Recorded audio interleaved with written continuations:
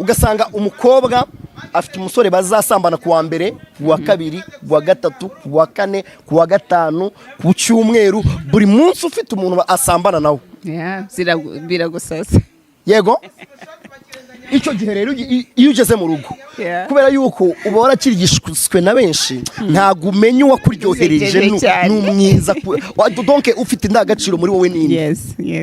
ubusambanyi nanone bigatuma ingo zigira ikintu nanjye vuga ndakibagiwe we kandi ni icyadanje ariko nibyo ngibyo urebye cyane cyane ubwo busambanyi urakoze ndakibutse sante oya mvuye mu Bubiligi mu kanya agiye kwinjira muri astire yanjye yo kuri Fridi kwifuza irari donc irari y'ibintu gukenera kubaho ubuzima ukabona Mimi afite iPhone 15 Pro Max ari kugenda mu modoka nziza parfait y'amadolari 300 ibisukara hinduranya buri munsi arambara imyenda myiza abayeho ubuzima bwiza